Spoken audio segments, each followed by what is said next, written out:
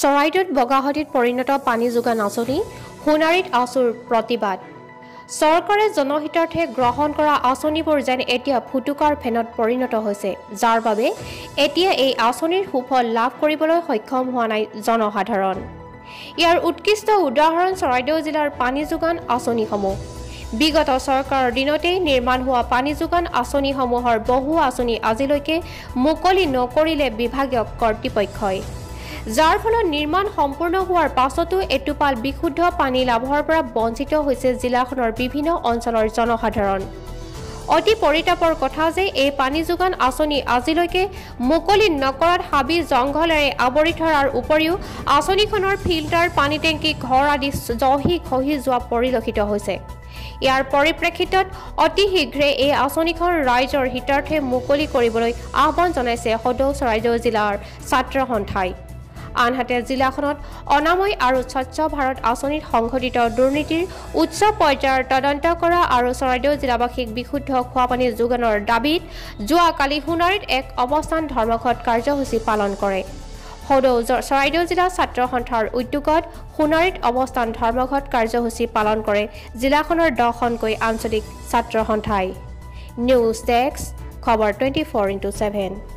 চৰাইদেউ জিলাবাসীক আমি দীৰ্ঘদিন ধৰি কৈ আছোঁ চৰম প্ৰতাৰণা অত্যন্ত লজ্জাজনক যে তেওঁলোকে চৰকাৰৰ মন্ত্ৰী এম.এল.এ. সমূহে বা মুখ্যমন্ত্ৰী ডাঙৰীয়াই উন্নয়নৰ বিষয়টো লৈ বক্তৃতাৰ ফুলজাৰি মাৰে কিন্তু আমি চৰাইদেউবাসী ৰাইজক নিম্নতম চৰাইদেউবাসী ৰাইজৰ প্ৰয়োজনীয়তা বিশুদ্ধ খোৱাপানী আজি তাৰিখলৈকে যোৱা 4.5 বছৰত বিশুদ্ধ খোৱাপানী তেওঁলোকে যোগান ধৰিব নোৱাৰিলে ৰাইজৰ নিম্নতম প্ৰয়োজনীয়তা বিশুদ্ধ খোৱাপানী আৰু কংগ্ৰেছৰ দিনতে পানী যোগান আঁচনিসমূহ নিৰ্মাণ কৰা হ'ল সাংঘাতিক ধৰণে দুৰ্নীতি হ'ল আমি চৰকাৰক কৈছিলোঁ আমি দাবী উত্থাপন কৰিছিলোঁ যে যিসমূহ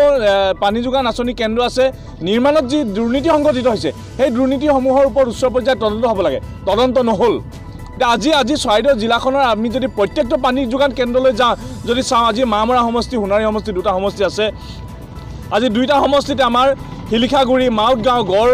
গড়মূৰ ৰঙাবাম ভলুকাগুৰি হিঙৰিজান বৰবাম দবা ডিপলিং কাকতিবাৰী মধুপুৰ ভৰালিপুখুৰী মৰাণ বাগান ঠিক তেনেকৈ সোণাৰী সমষ্টিৰ ভোগবাৰী বেঙেনাবাৰী তিয়খাবি ভজু বাঁহবাৰী আজি থুকুবিল অঞ্চলৰ ৰাইজে যথেষ্ট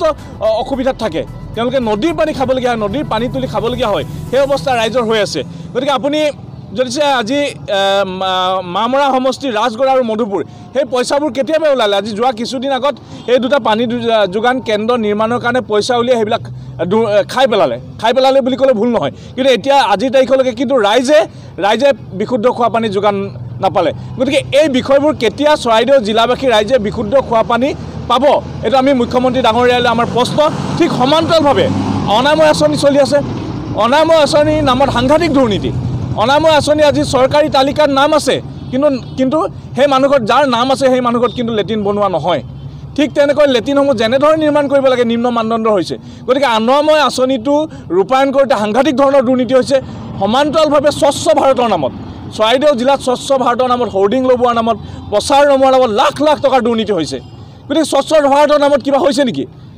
চৰাইদেউ জিলাখনত স্বচ্ছ ভাৰতৰ নামত কিবা হৈছে নেকি কিন্তু ৰাইজৰ টকা ৰাজহৰ ধন সেইবোৰতো আহি আছে কিন্তু সেই টকাবোৰ ক'লৈ গৈছে সেই টকাবোৰ আজি স্বচ্ছ ভাৰতৰ নামতে হওক অনাময় আঁচনিৰ নামতে হওক বা পানী যোগান আঁচনিৰ নামতে হওক গোটেই বিষয়বিলাকত